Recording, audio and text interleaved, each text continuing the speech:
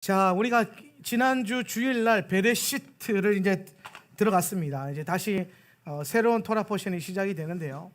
베레시트. 자, 베이트가 앞에 나오면 뭐라 그랬어요? 뭐뭐 안에라고 했죠. 뭐뭐 안에. 인. 뭐뭐 안에. 그리고 의미로 본다면은 집과 시스템에 대한 부분이다. 이게 참 중요한 게 하나님께서 성경의 첫 번째 글자를 베이트로 쓰셨어요. 그죠? 하나님은 알파와 오메가시잖아요. 그죠? 알레프와 타브이신데 왜 성경의 첫 글자를 알레프로 시작하지 않으시고 베이트로 시작하셨는가? 이게 좀 의미가 있어요. 알레프는 뭘 상징하죠? 이거는 하나님의 형상, 신성, 하나님의 신성을 의미하죠. 그죠?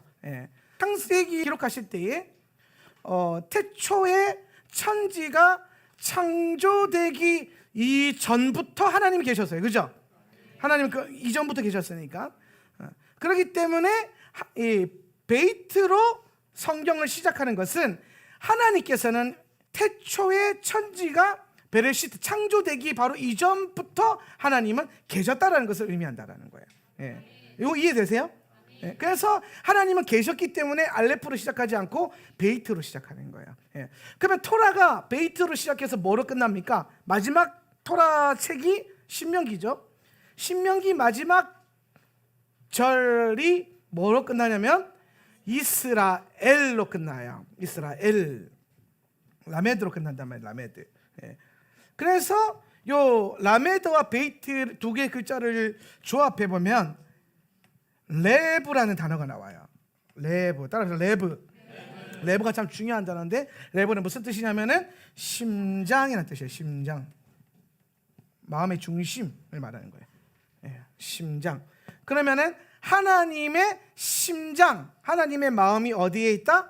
창세기부터 신명기 토라의 시작과 끝 이 안에 하나님의 모든 마음과 심장이 담겨져 있다. 그래서 사실은 성경을 실제적으로 뛰게 만드는 건 토라예요. 실제적으로 심장이 펌핑하듯이. 여러분 우리가 그런 얘기 많이 합니다. 다른 거는 다 괜찮은데 심장은 튼튼해야 돼요. 그죠? 우리가 뭐 오체 불만족이라든지 여러 가지 아픔과 장애와 질병 가운데서도 우리가 이걸 이겨낼 수 있는데 심장이 멈추면 다 죽어버리잖아요. 그죠? 그래서 오늘 여러분의 삶 가운데 말씀, 그리스도의 말씀, 오늘 주의 토라가 심장으로 끊임없이 뛰어서 오늘 여러분 삶 가운데 불만족, 부족함, 결핍이 있다 할지라도 말씀이 여러분 안에 숨쉬고 뛰고 있기 때문에 극복되어지고 승리하는 저와 여러분 되었으면 좋겠습니다. 할렐루야. 그래서 우리 개인적인 삶 속에서 심장은 말씀을 의미하는 것이고 교회의 심장은 뭐예요? 기도가 교회의 심장이다. 그래서 기도하는 교회는 심장이 뛰고 있는 교회라는 거예요. 여러분이 기도할 때에 이 교회의 심장이 힘껏 뛰고 있다는 것을 기억하시길 바랍니다. 자, 그래서 베레시트 나눌 때에 이 베레시트는 뭐에 대한 얘기라 그랬냐면은 창세기는 로시, 머리에 대한 얘기다 이 얘기했어요. 그죠? 그러니까 창세기의 핵심은 뭐냐면 누가 머리가 될 것이냐에 대한 거예요. 누가 머리냐? 누가 머리냐? 하나님이 머리 되게 하는 것. 그래서 이 모든 과정을 설명하시기 위해서 창세기에 4대 사건과 4대 족장사를 두셨다라고 했어요. 자, 그러면 전체적인 얘기는 주일날 했고 오늘 샤밧에 뭘 할 거냐면요. 오늘은 이제 여러분 이번 주에 말씀 묵상하면서 대부분 요 시즌 되면 꼭 하는 질문들이 있어요. 이게 뭐냐면 창세기 도라포션 묵상하면서 제일 궁금한 거 많겠지만은 제가 보편적으로 많이 듣는 게 뭐냐면은 가인.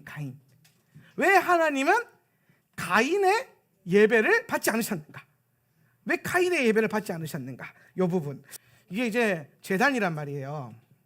자, 이게 번제단에서 이제 제물이 올라가서 이제 불을 태우면은 뭐가 생겨요?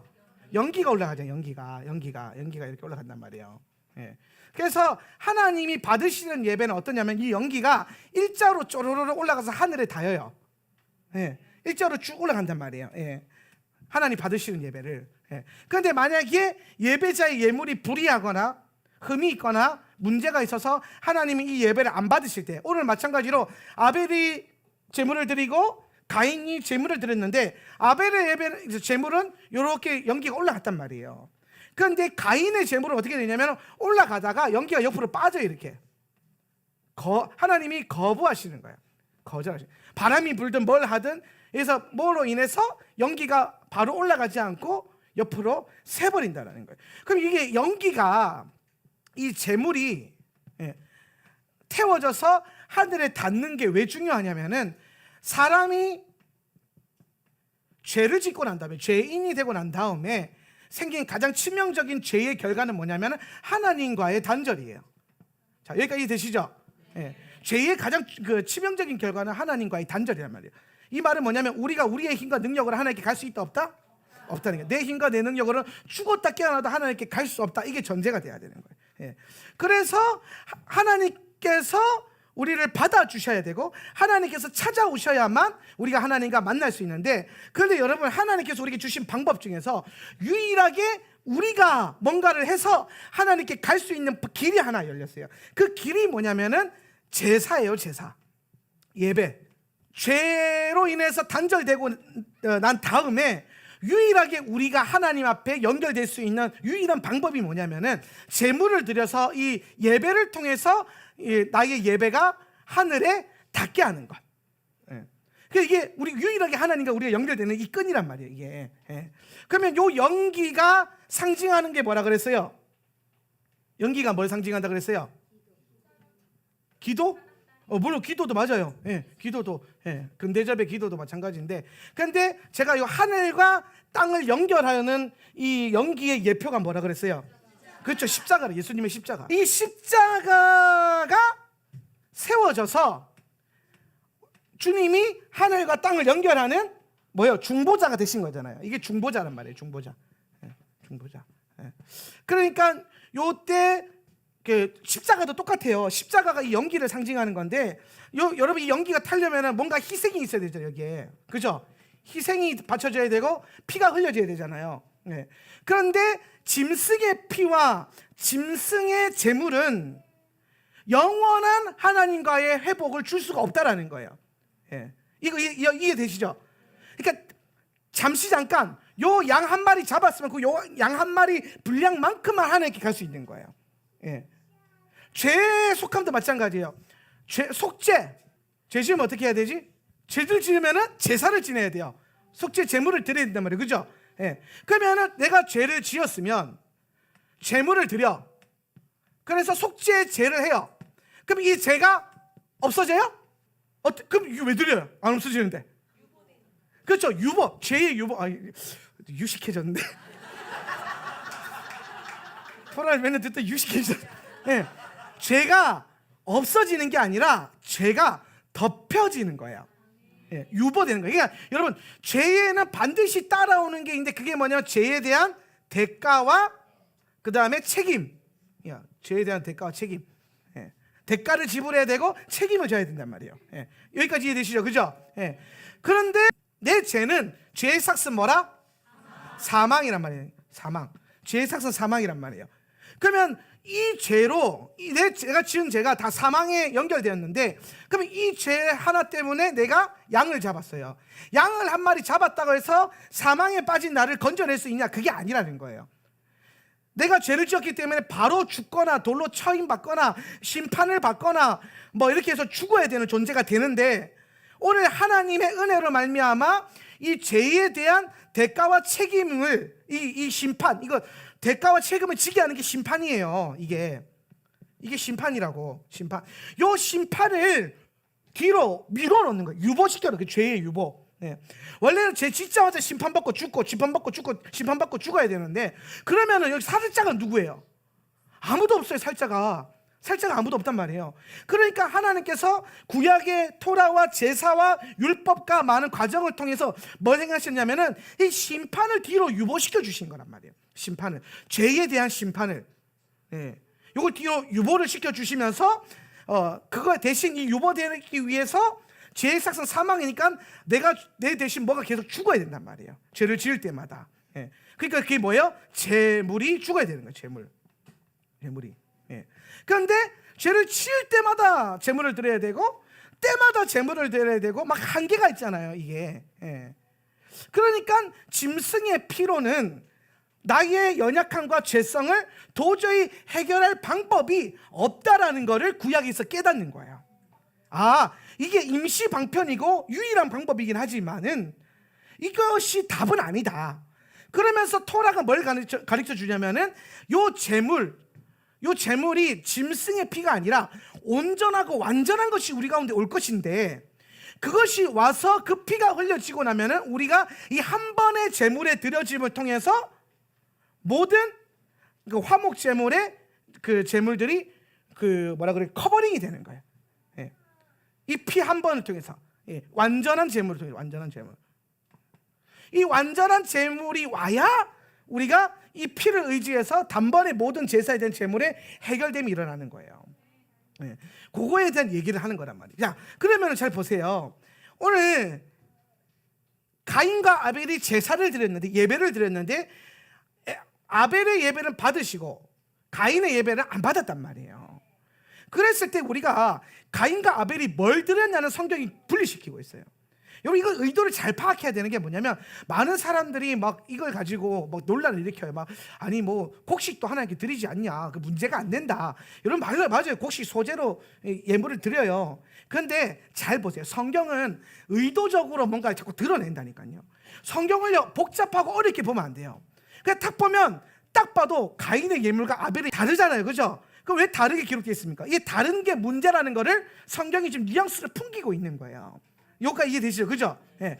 그래서 여기 뭔가 이 재물이 문제가 있겠구나 그러고 성경을 깊게 보니까 성경이 하는 말씀이 있어요. 자, 뭘 보냐면은 4장 3절 한번 읽어봅시다. 4장 3절 읽습니다. 시작. 그리고 날들의 끝에 이런 일이 있었다. 그리고 카인은 땅의 열매로부터 열매 얼마를 야훼에게 예물로 가져왔었다.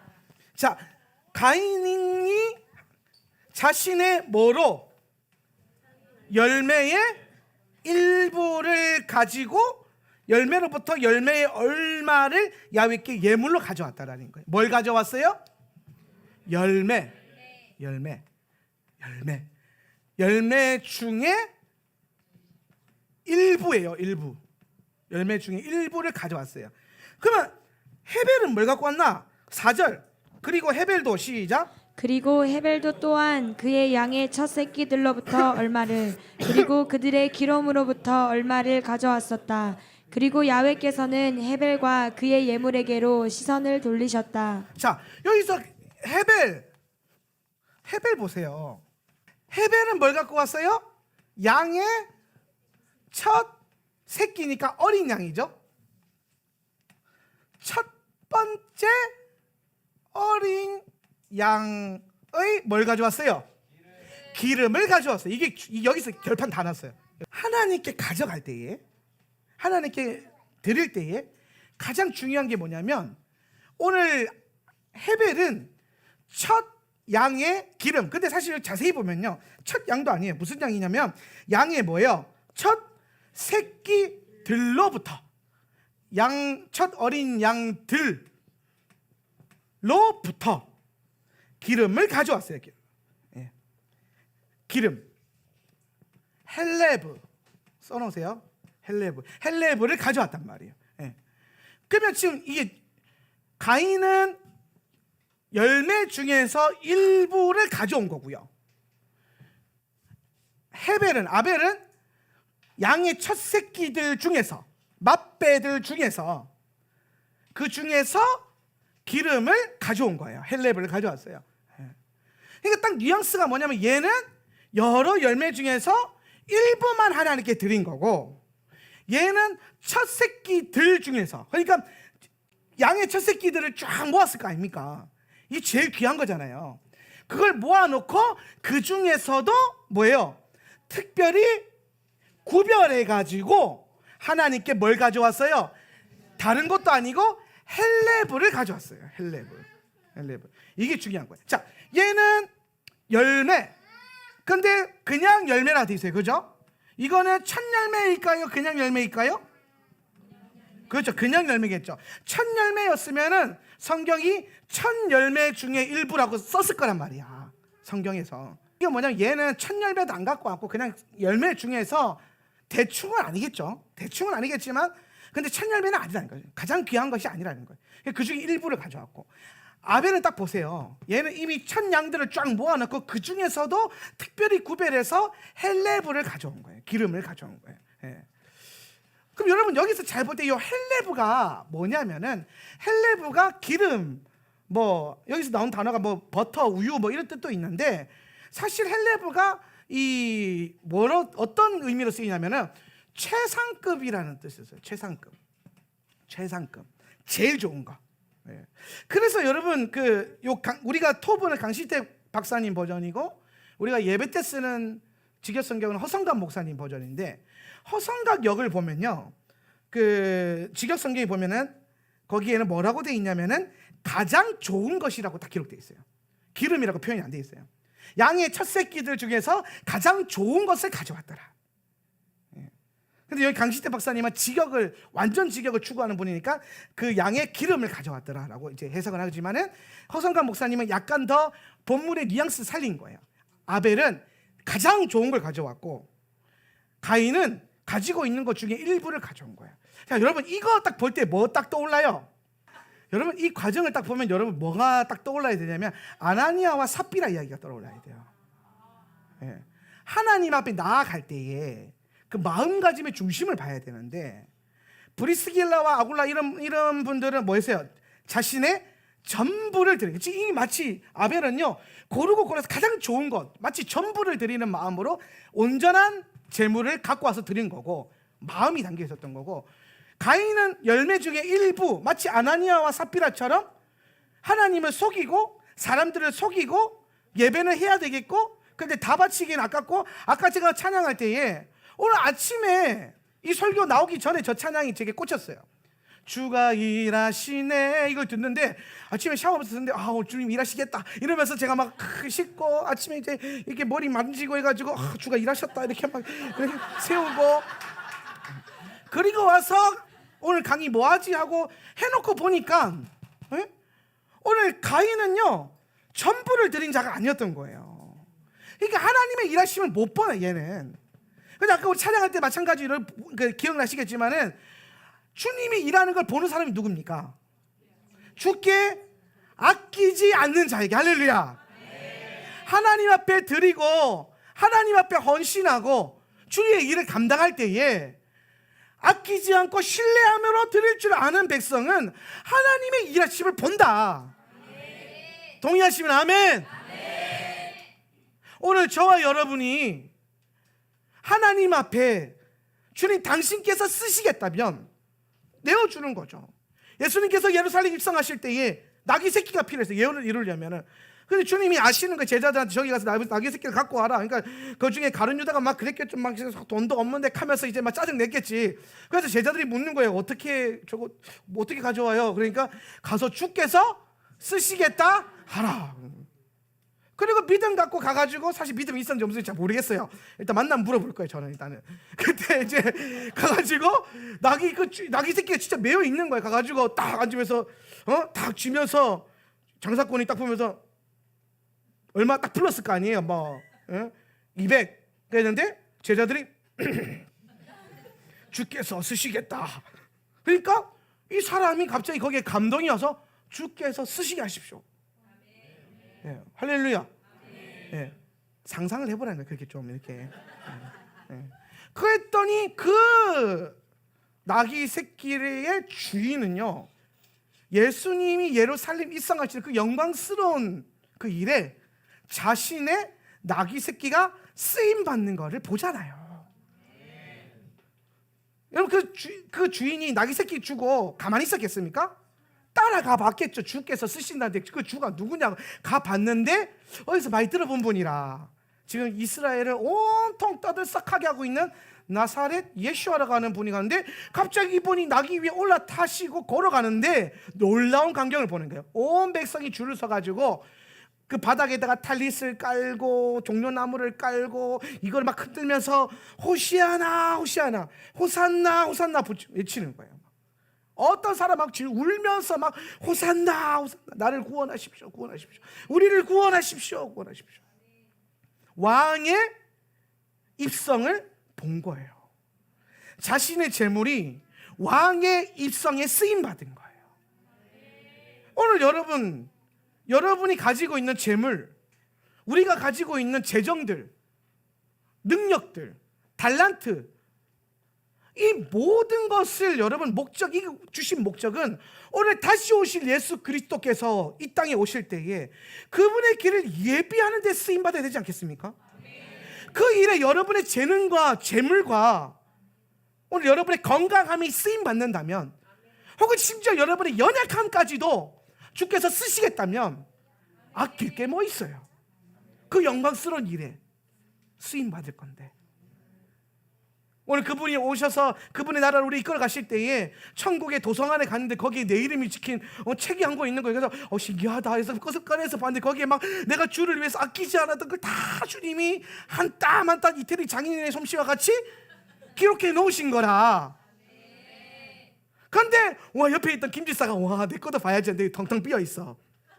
백지야, 백지. 막 뒤에 마침표 하나 딱 있었어요. 얼마나 부끄럽겠어요. 응? 오늘 우리의 삶이 주님 앞에 섰을 때에 부끄러운 신앙이 아니라 소망과 담대함으로 일어나는 신앙이 되었으면 좋겠습니다. 그러니까 여러분, 오늘 아벨은 자신이 가지고 있는 양들 중에서 가장 최상급으로 제일 좋은 것으로 주님께 드렸고, 오늘 가인은 자기 열매 중에 일부예요. 일부. 가인의 이름의 뜻을 보면요, 강하다, 힘세다 뭐 이런 뜻이 있어요. 얘는 딱 봐도 뭔가 첫째이기도 하고 힘이, 능력도 있고, 얘는 능력이 있는 사람. 능력이 있는 사람. 그랬더니 가인은 뭐 하는 사람이었어요?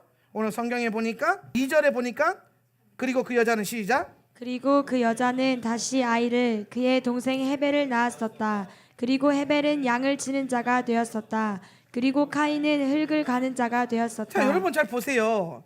아벨이 형이에요, 가인이 형이에요? 가인이 형이죠, 그죠? 근데 지금 누구부터 언급해요, 성경이? 헤벨부터 언급하죠, 그죠? 아벨부터 언급해. 이게 무슨 말입니까? 아벨은 양치는 자가 되었고 가인은 흙을 가는 자가 되었더라. 이 두 개를 얘기할 때 아벨을 먼저 얘기했단 말이에요, 그죠? 이 무슨 말이야? 아벨의 행위가 뭔가 하나님 앞에 의롭다라는 거예요. 먼저 언급되는 것은 좋은 거예요. 오른손에 쥐어지는 건 좋은 거예요. 피 가운데 걷는 건 좋은 거예요. 이해되시죠? 예. 그런데 그 반대편에 있는 것들은 그 부정적인 의미로 쓰여진단 말이에요. 지금 이 성경의 뉘앙스가, 아니 그래, 흐름상 가인은 흙을 갈고 동생인 아벨은 양을 쳤더라, 이게 돼야 되는데 아벨은 양을 치는 자가 됐고 가인은 땅을 갈았다는 거예요. 그럼 여기서 여러분, 여기 의미가 뭐예요? 의미가 양을 친다. 양 치는 사람은 뭐라 그래요? 목자라 그러죠, 그죠? 목자. 오늘 예수님이 제자들을 부르시고 베드로를 부르셔가지고 뭐라고 하십니까? 내 양을 먹이라, 내 양을 치라 그러잖아요, 그죠? 예.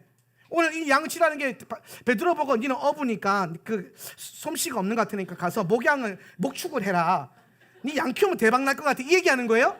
니는 낚시에 소질이 없어, 이 얘기하는 거예요. 나한테 그러지 마세요.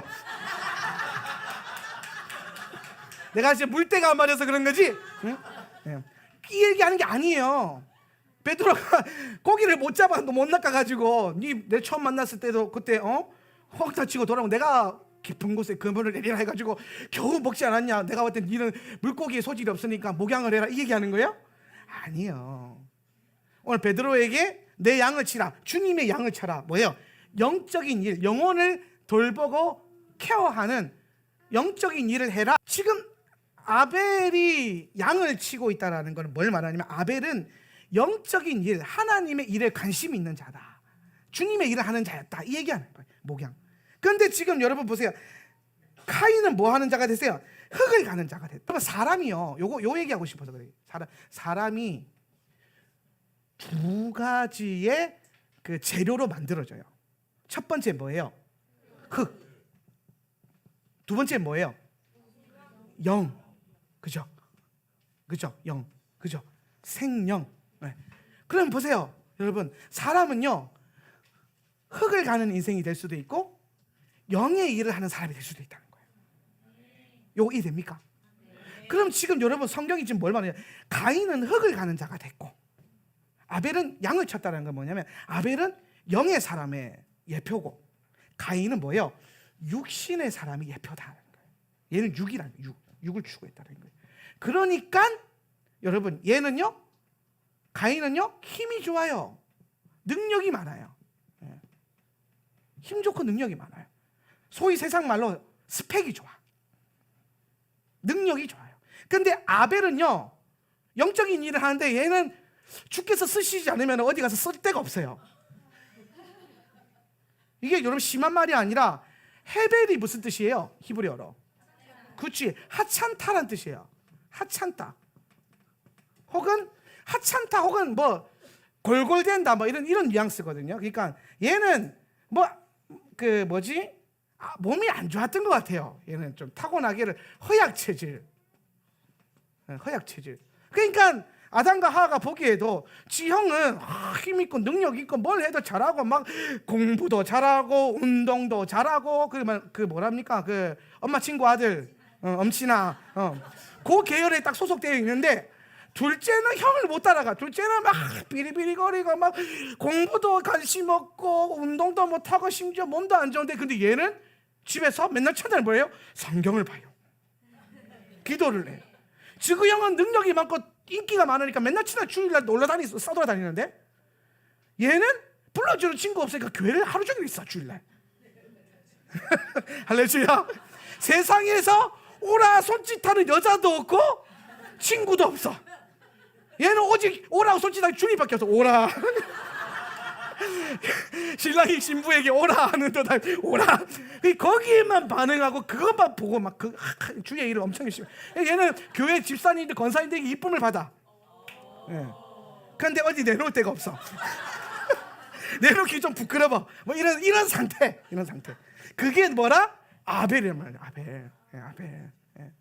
그런 이런 사람. 근데 얘가 참 그런 것 같아요. 저는 성경을 읽을 때마다 참 은혜가 되는 게 뭐가 은혜가 되냐면 능력 있는 사람을 쓰시지 않더라는 거예요. 주님이. 능력 있는 사람. 또 능력 있는 사람들을 보면 항상 잘 넘어져요.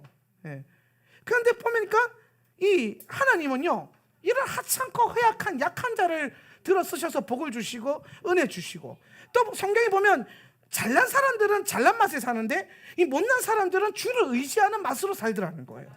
할렐루야. 그러니까 여러분 오늘 여러분 주님 앞에서 살아가실 때에 여러분이 잘남과 뭐 못남 그걸 좀 떠나서 여러분이 얼마나 주를 의지하고 있는가를 좀 보셔야 돼요. 아까 우리 찬양할 때 참 주가 일하시네. 오늘 설교를 다 써먹는데 초반에 막 날이 저물어 갈 때, 그다음에 뭐고 빈들에서 걸을 때 그때가 하나님의 때.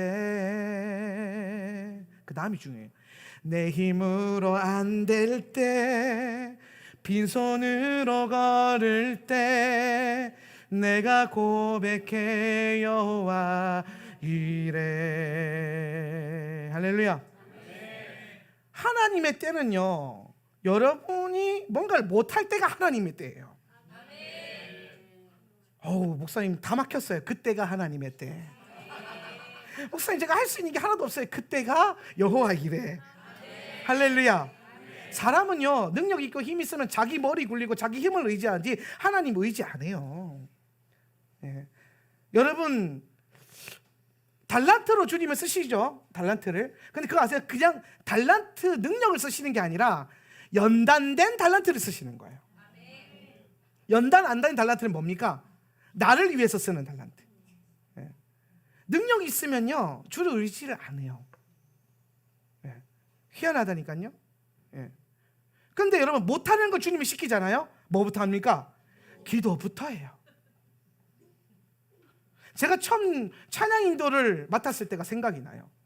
얼마나 두렵고 떨리던지 곡 4곡만 앞에 가서 찬양 인도를 하면 되는데 4시간을 기도했어요. 기도실에 들어박혀가지고 1시간 기도할 때마다 한 곡씩 주시더라고요. 감동을. 4시간 찬양 인도 한 번 하려고 몇 시간 기도했어요? 20분 그거 찬양 인도 하려고 4시간을 기도했다니까요. 4시간을. 왜? 못하니까. 해본 적이 없으니까. 근데 제가 4시간 기도해서 받은 곡을 올라가고 서서 찬양을 부르잖아요. 그럼 이상하게 사람들이 은혜를 받아요. 성령님이 일하시는 거예요.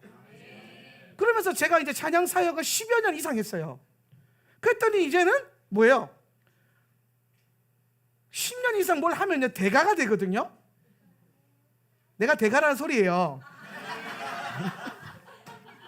그럼 여러분 뭐가 생기냐니까 기도를 그만큼 안 해요. 그동안 해오던 뭐예요? 가락을 의지해요. 내가 할 줄 아니까.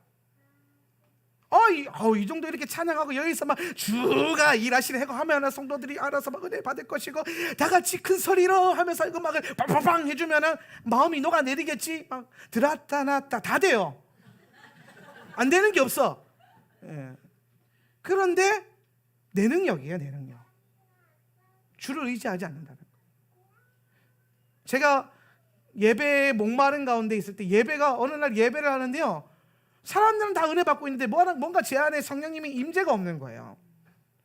그래서 제가 하나님 앞에 사람 사람도 상의하고 막 기도하는데 결론은 하나에서 기도를 안 해서 그래. 기도를 안 해서. 그래서 기도를 다시 늘렸어요, 시간을. 그랬더니 그 주에 단박에 은혜를 주시더라고. 깨닫게 하시려고. 할렐루야.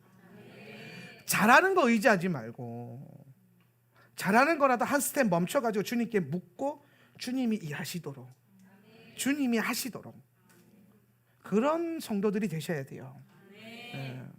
오늘 아벨은요, 약하고 허약하고 할 줄 아는 게 없으니까 오늘 이 제사에 하나님께 드려지는 날들의 끝, 이게 샤밧인 것 같아요. 샤밧에 예물을 드리는데, 이 샤밧 예물 하나 드리는 데에 아벨은요 그냥 일부를 갖고 오지 않고 막 선별해서 막 여기에 최선을 다하고 생명을 거는 거예요. 한 번의 예배에 생명을 걸고 막 진짜 전부를 드린 거예요. 최상의 것, 가장 좋은 것으로 예배를 빡 드렸어요. 근데 여러분 날들의 끝이니까 이게 한 번 들이 끝나는 게 아니라 그 다음 주에 또 와요. 그 다음 주에 또 와요. 그 다음 주에 또 온다니까요. 그런데 아벨은 아마 매주 드려지는 그 예배의 반복 가운데 항상 내가 하나님께 할 수 있는 거라고, 내가 주님께 드릴 수 있는 거라고는, 내가 사람들 앞에 내세울 것까지는 아니지만은 그래도 하나님 앞에 사람들 앞에 부끄럽지 않게 서려면 예배 생명 걸어야 된다. 그 연약함이 예배자로 바르게 세운 거예요. 가인은 이미 총망받고 유명하고, 얘는 또 땅도 있잖아요. 땅을 갈아엎었다 하니까 얘는 땅도 있어. 지 이름으로 된 땅도 있고, 자기 힘과 능력을 의지해 가고. 그러니까 첫 열매나 드리는 것에 있어서 인색하고 제대로 드리지도 못했어요. 이거 드리면 안 돼요. 열매를, 페리를 왜 드려요? 페리를 하나님께 나아가는 거잖아요. 예물로, 그죠? 우리가 땅의 소출이라는 것은 뭐예요? 내가 내 힘과 내 능력으로 이룬 열매잖아요, 그죠? 그럼 가인이 지금 이것으로 하나님께 가겠다, 이 말은 뭐냐면 내가 내 힘과 내 능력을 의지해서 주님께 가겠다. 마치 바벨탑 사람들이 왜 쌓았어요? 내 힘과 내 능력으로 하늘에 닿겠다. 가인의 길이 곧 니므라스 길이고 바벨론의 시스템이에요. 내 능력과 힘을 의지하겠다. 그런데 아벨은요, 보세요. 얘는 양의 새끼, 가장 귀한 그 새끼에 기름을 드렸어요. 기름 드렸으면 이건 반드시 뭐가 됐을까요? 희생이 됐을 거 아닙니까? 아벨은요, 자기 힘과 능력이 없으니까 희생을 의지해서 나아가는 거예요. 내 능력으로 안 됩니다, 주님. 내 힘과 내 능력으로 하나님 앞에 나아갈 수 없으니까 어린 양을 의지함으로 나아가는 거예요. 어린 양의 피 흘림과 어린 양의 희생을 의지함으로 나아간다고요. 이 뉘앙스가 신약에 와서 오늘 어린 양이신 예수 그리스도의 보혈을 의지해서 주님께 나아갈 거냐, 아니면 내 능력과 내 스펙과 내 잘남과 나의 어떠함을 가지고 주님께 나아갈 거냐, 무엇으로 살 거냐, 주를 의지함으로 은혜를 간구하며 살 거냐, 아니면 내 힘과 능력을 의지함으로 열심히 노력한 결과물로 살 거냐, 내 이름을 더 높일 거냐, 아니면 나는 낮아지고 주님만 높여지는 인생을 살 거냐. 오늘 이 모든 길에 대한 함축적인 의미가 가인과 아벨의 예배, 제사, 제물에 이미 다 나와 있다라는 거예요. 자기 힘과 능력을 의지했던 가인, 어린 양의 희생을 의지하며 나아갈 수밖에 없었던 아벨. 그러니까 여러분 따라 약한 것이 은혜다. 이게 여러분 여기서 말하는 이 약한 것이라고 한 것은 뭐냐면은 뭐 그 육신의 약함 이게 아니라 결핍을 말하는 거예요. 결핍. 부족한 것. 우리는 여러분 뭐가 하나에 부족하면은 늘 하나님께 뭔가 채우려고 하죠. 기도해서. 그래서 많이 하는 기도가 주시옵소서잖아요. 주시옵소서. 모든 열방의 성도들이 가장 많이 하는 기도 넘버 원, 주시옵소서. 달라는 거예요. 왜? 없으니까. 근데 여러분 오늘 주님께서 우리에게 가르치시는 게 뭐냐면 오늘 우리 안에 있는 그 연약함 때문에 그것을 채워달라고 하지 말고 거기에 예수님 임하시옵소서, 요게 돼야 되는 거예요. 요게. 요한복음 읽어보면은 제가 자세히 몇 장 몇 절이 기억은 안 나는데 요한복음에 보면은 예수님이 바리새인들을 향해서 그런 얘기합니다. 오늘 바리새인들은 왜 예수님을 영접하지 않습니까? 라고 하니까 예수님이 뭐라고 하면 저들의 마음속에 내가 거할 장소가 없다라는 거예요. 왜? 바리새인들은 명예도 있죠, 재물도 있죠, 뭐도 있어요. 뭐 다 없는 게 없어요. 다 갖고 있어요. 뭐 없는 게 뭐가 있어요? 바리새인들인데. 그런데 다 예수님 빼고 다 갖고 있어요. 예수님 빼고. 그러니까 예수님이 바리새인에게는 안 되겠다 싶어서 어디를 갑니까? 결핍이 있고 뭔가 삶 가운데 부족함이 있는 자를 찾아가시는 거예요. 연약한 자들을. 그래 그것들을 다 모아놓고 보니까 딱 이렇게 나눠지는데 병든 자, 세리, 나라 팔아먹은 자, 그 다음에 창기들, 음란한 삶을 사는 자, 죄인이라는 거죠. 그런데 놀라운 것은 뭐냐면 이 세 부류의 사람들은요, 예수님을 만나기만 하면 예수님을 영접하고 엎드리고 삶을 돌이키더라는 거예요. 내려오라 삭개오, 유명하죠. 내가 오늘 네 집에 거하여야겠다. 주변의 사람들이 다 수군거리는 거예요. 아니 저 사람이 랍비라 하면서 선지자라 그러면서 어떻게 삭개오 집에 있냐, 죄인의 집에 있냐. 삭개오가 자기도 그걸 알아요. 아니 어떻게 저런 분을 우리 집에 모실까? 여러분 삭개오 집이 안 좋아서 그랬을까요? 아니요, 삭개오 집이요 그 동네 사람들 중에 제일 좋았을 거예요. 돈도 제일 많으니까. 그러니까 아마 처음에 아이고 우리 집에는 예수님 그 명예가 더럽혀지니까 그러지 말고 저 옆에 좋은 호텔 하나 있는데 글로 모시겠습니다. 아니다, 내가 너 집에 거하겠다. 니네 집에 들어가겠다. 딱 그래서 그랬더니 삭개오가 은혜를 받은 거예요. 그래서 주님 내가 어떻게 하면 좋겠습니까? 바로 회개가 나온. 내가 어떻게 할까요? 그래서 불이하게 얻은 게 있으면 다 돌려주고 몇 배로라도 갚아줘라. 그랬더니 내가 그렇게 하겠습니다. 그래서 삭개오는 그렇게 하잖아요. 그리고 다시는 그 일을 하지 않고 평생토록 주를 따르고 주의 일을 하는 주의 사람이 되잖아요. 예수님을 쫓았던 수많은 여인들, 지하 가운데 있었던 여인들, 사마리아 여인들, 예수님 만나고 변화된 많은 수많은 여인들, 그 중에서는 일반인도 있었고 창기들도 있었을 것이고 버림받은 여자들도 있었을 것이고. 그런데 그 모든 여인들이 이제 주를 온전히 따르고 예전의 삶으로 들어가지 않아요. 병든 자들 주 앞에 온전히 그 깨끗함을 받고 난 다음에 깨끗함으로 살아가고 변화된 삶을 살아가는 거죠. 왜 그들에게 주님이 오셨는가? 그들은 결핍이 있기 때문에 예수님을 원하는 거예요. 예수님은 인격적이시기 때문에 오늘 여러분이 그 마음의 문을 열고 예수님을 모셔드리지 않으면 그분이 역사하실 수가 없어요. 내가 문 밖에 서서 두드리노니 문을 여는 자는 내가 그와 더불어 먹고 그는 나와 더불어 먹을 것이다. 할렐루야. 이 일들이 오늘 우리의 삶 가운데 부어지는 거예요. 내 노력과 힘이 아니라 어린 양이신 예수 그리스도의 보혈을 의지하며 나아가는 그 믿음. 가인과 아벨의 예배는, 제사는 오늘 우리가 철저하게 어린 양이신 예수 그리스도만을 의지해야 되는 인생임을 계속해서 가르쳐주는 놀라운 말씀이죠. 더 나아가서 가인은 자신의 예배가 상달되지 않자 분노하고 시기합니다. 그때 주님께서 7절에 이렇게 말씀하세요.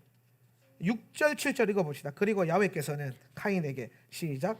그리고 야훼께서는 카인에게 말씀하셨다. 왜 너에게 화냄이 있느냐? 그리고 왜 너희 얼굴들은 땅으로 떨어졌느냐? 만일 네가 옳게 행한다면 너희 얼굴들은 들려 있을 것이 아니겠느냐? 그리고 만일 네가 옳지 않게 행한다면 죄가 문 앞에 엎드려 있지 않겠느냐? 그리고 그것의 소원은 내게로 들어오려는 것이다. 그러나 너는 그것을 다스릴 수가 있다. 자, 오늘 가인이 이 예배 가운데 이렇게 예배를 허술하게 다루고 재물을 허술하게 가져왔던 이유가 여기서 드러나오는 거예요. 얘가 평소에 옳게 행하는 삶을 살지 않았다는 거예요. 옳게 행하지 않았다는 건 하나님의 법 가운데 걷지 않았고 말씀 가운데 걷지 않았다는 거죠. 영적인 일에 헌신하지 않았다는 겁니다. 그저 그냥 땅을 갈구는 거에만 마음을 뺏겨 있었다는 거예요. 이 비슷한 사건이 어디에서 또 나옵니까? 에서와 야곱의 이야기에서도 나오죠. 에서는 어떤 사람이었어요? 들의 사람이었더라. 사냥꾼이었더라. 그렇죠. 예. 오늘 야곱은 반대로 어떤 사람이라고 해요? 장막 안에 천막 안에 장막 안에 거하였더라. 이 어떤 목사님들은 그래서 막 또 이렇게 해석하는 거예요. 막 야곱은 맨날 집에 있어가지고 엄마랑 친해가지고 엄마가 그 장자권 밖에 해주고 다 작업하고 물밑 작업하고 해서 엄마랑 친해갖고 막 왜 친해졌냐? 집에서 맨날 첫날 뭐 했겠습니까? 엄마 설거지하는 거 도와주고 빨래하는 거 도와주고 해가지고 친해졌다. 그래서 엄마가 편 들어줬다. 이렇게 말씀을 전하시는데 아니에요. 아닙니다.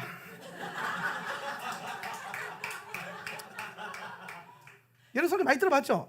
전 몇 번 들어봤어요. 저 진짜 그런 줄 알았어요. 근데 제가 성경을 연구해보고 히브리 관점을 연구하면서 뭘 깨달았냐면은 장막 안에 거했다는 것은 뭘 말하는 거예요? 이게 뉘앙스가 뭐예요? 말씀 안에 거했다는 거예요. 말씀 안에. 이거를 유대인들이 쓰는 용어와 뉘앙스. 네. 우리가 이 뉘앙스를 잘 읽어야 돼요. 뉘앙스를. 장막 안에 거했다라는 건 뭘 말하냐면은 야곱은 하나님의 장막 안에서 말씀을 읽는 자였다. 에서는 들로 산으로 나가서 사냥꾼. 여러분 이 성경에서 특히 창세기에서 요거 잘 기억하세요. 창세기랑 요게 사실 계시록을 하는 열세 중에 하나가 된대. 저는 기가 막힌 거 하나 깨달았어요. 다음 주에 알려드릴게요. 토라가 아니어서 절대 못 깨닫는 거.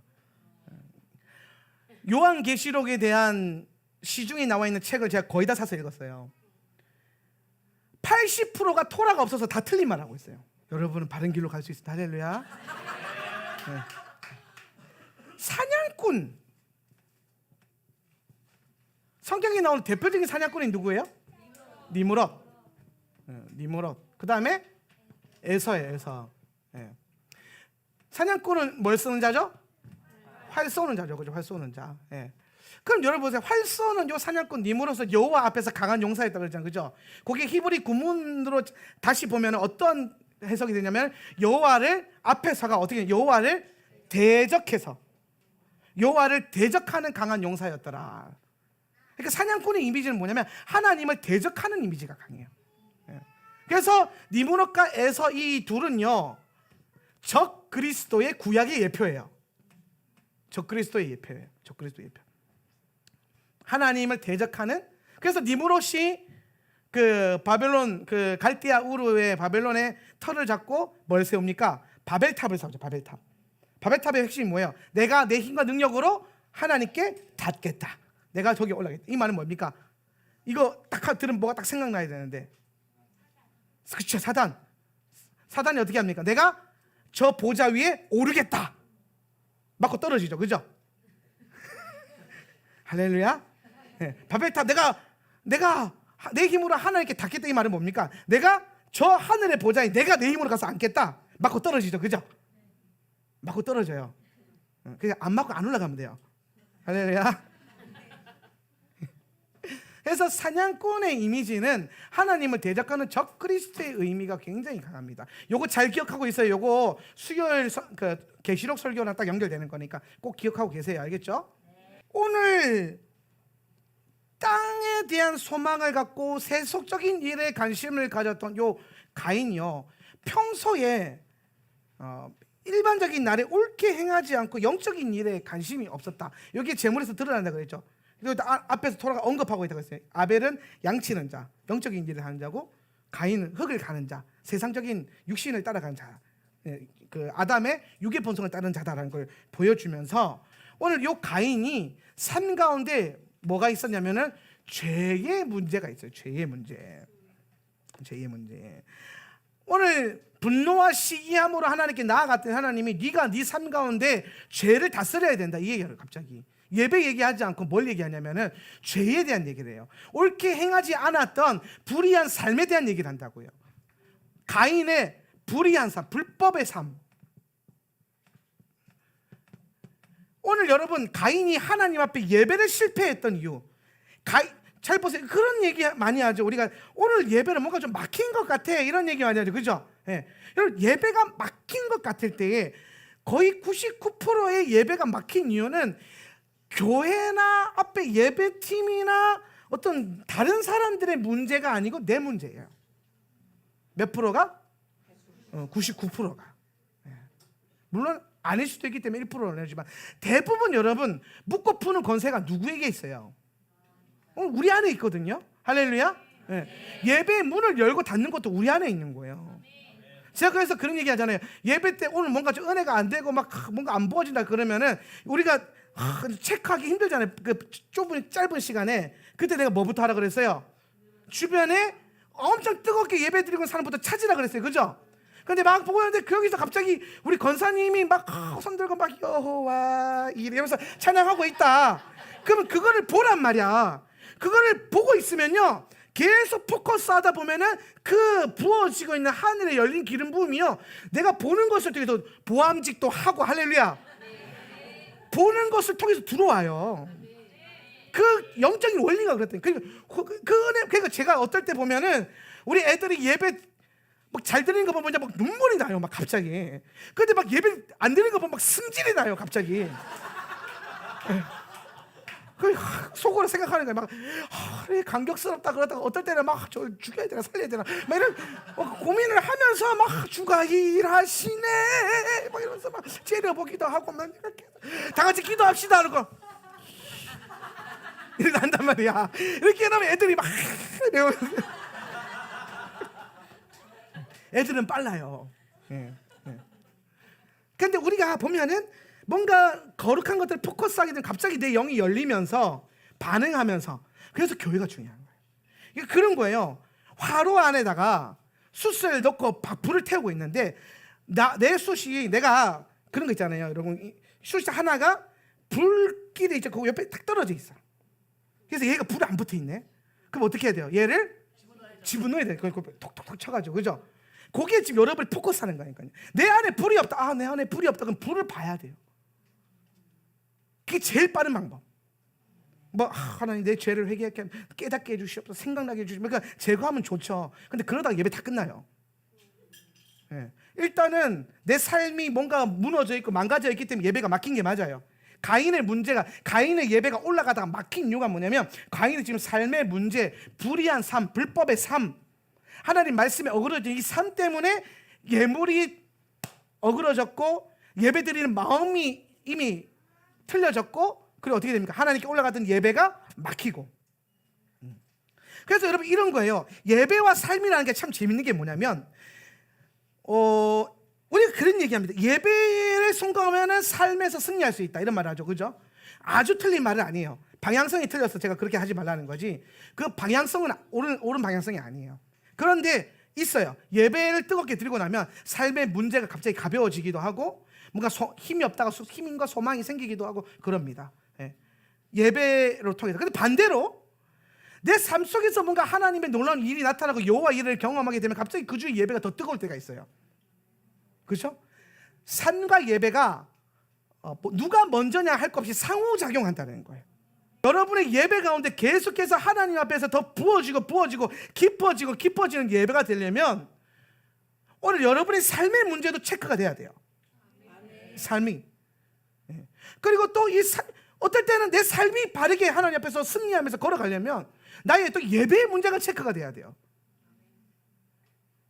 이게 뭐가 먼저다 할 거 없이 예배만 잘 들으면 된다가 아니라 또 삶만 잘 살면 된다가 아니라 서로가 이렇게 반응하는 서로가. 그러니까 하나님께서 오늘 가인이 예배가 막힌 걸 분내할 때에 야, 네 삶을 돌이켜봐라. 네 삶 속에 죄가 문 앞에 엎드려 있다. 이 죄의 소망이 뭐예요? 아주 참 재밌는 말 했어요. 그것의 소원이 뭐예요? 이 죄의 소원이 뭡니까? 내게로 들어오려는 것이라는 거예요. 오늘 여러분, 우리가 우리 삶 가운데 불의함과 불법, 이게 여러분 이런 거예요. 가인이 있는데, 가인이 소출 들고 막 이렇게 있어요. 막 가인이 이렇게 있는데, 가인이 있잖아요. 가인이 이렇게 길을 걸어간단 말이에요. 이렇게 가인이 길을 걸어가요. 근데 여기에 죄가 엎드려 있어요. 근데 이 죄가 왜 엎드렸냐? 이게 얘가 집이야, 집. 근데 죄가 집 앞에 이렇게 엎드려 있어요. 이 집 앞에. 집 앞에 엎드려 있단 말이에요. 근데 왜 죄가 집 앞에 엎드려 있었냐면, 이게 모든 사람의 집 앞에 사실 엎드려 있는 게 아니라, 앞에서 뭐라고 말하냐면은, 만일 네가 옳게 행한다면은 너희 얼굴은 들려져 있을 것이 아니겠니라. 그리고 만일 네가 옳지 않게 행한다면 죄가 문 앞에 엎드려 있다. 그렇지. 옳지 않게 행하면, 하나님 보시기에 불의한 삶을 살고 잘못된 길을 걸으면은 죄가 이쯤에 있다가 슬금슬금 걸어오는 거야, 이렇게. 그러다 문 앞에 문 열고, 분명히 처음에는 지난달에는 저 앞에 있어가지고 별 신경도 안 썼어요. 그런데 갑자기 이번 달에 문을 열었는데 갑자기 내 앞에서 딱 쳐다보고 있네. 뭐 하려고? 들어오려고. 지금 가인이 이런 상태라는 거예요. 그러니까 죄가 여기까지 오는데 이 가인이 걸었던 삶이 불의했다라는 거예요. 잘못된 삶을 걸었다는 거죠. 영적인 일을 하지 않고 육신의 일을 따라서만 걸었다라는 거예요. 그러니까 어떻게 됩니까? 죄가 더 집안에 들어오는 거예요. 여러분, 죄가 집안에 들어오면 이제부터 뭐가 일어납니까? 죄가 집안에 들어오면 뭐가 일어나요? 그렇지, 기근이 일어나죠. 라브. 그렇지, 라브. 악함이 내 집에 들어왔다. 그죠? 그러니까 하나님은 이 죄가 여기 들어오지 않기를 원하셔서 경고하시는 거예요. 그랬는데 결국엔 가인은 어떻게 합니까? 죄를 덥석 물어.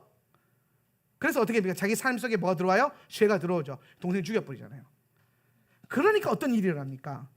네가 흙을 갈 때에, 시작. 네가 흙을 갈 때에 그것은 너에게 자기의 힘의 소출을 너에게 다시는 주지 않을 것이다. 너는 땅에서 무엇을 찾기 위해서 헤매는 자가 되고 방랑하는 자가 될 것이다. 자, 보세요. 네가 흙으로 갈 때에 그것은 더 이상 힘의 소출을 너에게 주지 않을 것이다. 이 무슨 상태예요? 지금 가인이 농사 짓는 사람인데 이제 더 이상 뭘 못 얻어요? 소출이 얻어지지 않을 것이다. 이 상태는 뭐라 그래요? 기근이라. 기근. 딱 기근이 들어오잖아요. 이해되시죠? 네, 딱 들어온 거예요. 그러니까 애초에 삶이 무너져서 예배가 망가졌고, 예배가 완전히 망가지고 죄가 들어왔고, 죄를 덥석 물어서 내 삶에 받아들여버리니까, 수용을 해버리니까, 이때 회개했어야 되는데 수용해버리니까 내 삶에 뭐가 일어나요? 기근이 오는 거예요. 여러분, 기근과 광야는 달라요. 비슷해 보이는데 완전히 다른 거예요. 기근은 죄 때문에 오는 거고요, 광야는요, 하나님이 우리를 연단하시기 위해서 걷게 하시는 거예요. 은혜 주시려고. 기근은요, 나를 심판하기 위해 주시는 거고요, 광야는요, 복을 주시려고 걷게 하시는 거예요. 용도도 다르고 목적도 달라요.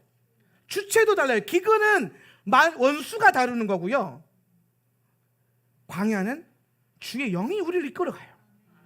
할렐루야. 마지막 때도 동일합니다. 마지막 때 종말 가운데 여러분, 환난까지는 성도들에게 주님이 복을 주시고 거룩하게 하시려고 허용을 해요. 그런데 심판은 우리의 것이 아니라니까요. 심판은 뭐 하기 위해서? 죄에 대한 대가를 치르게 하는 거고요. 환난은 뭐예요? 우리 안에 있는 믿음을 더 빛나게 하려고. 지금 보세요. 여러분, 원수가 딱 와가지고, 마귀가, 여러분 이제 하나님의 점심갑주를 입고 있어요. 하나님의 점심갑주를 입고 있어요. 갑옷 딱 입고 막 딱 서 있는데, 원수가 와가지고 계속, 니 나와봐. 원수가 와가지고 맨날 두드려 패요. 이렇게 원수가 계속 두드려 패. 갑옷을 입고 있는 처음에 막 맨날 두드려 패. 계속 두드려 패. 일로 와, 가까이 빨리. 계속 원수가 두드려 패고 팍 패고. 그런데 끝까지 뭐예요? 의의 흉배, 주님의 의를 붙들고 버티고 그냥 뻑 치고 막 뻑 쳐요. 버텨. 시작. 버티고 앞으로 와야지. 시작. 버티고 버텼단 말이에요.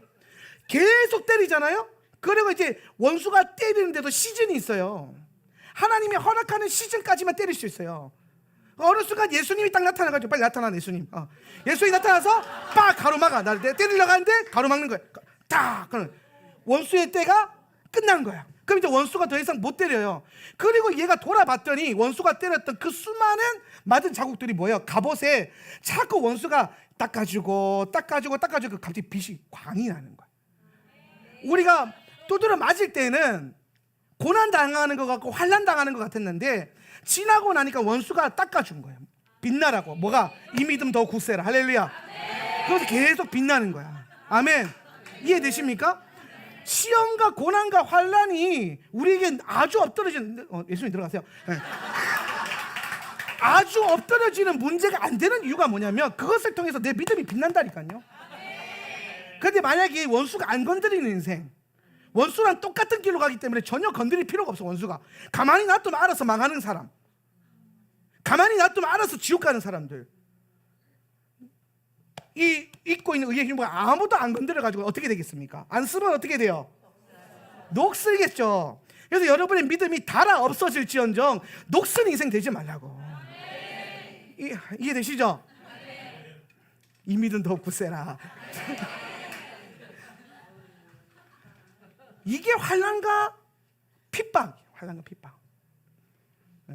오늘 주님이 여러분을 그렇게 마지막 때에 다루어 가시기를 예수님의 이름으로 축원합니다.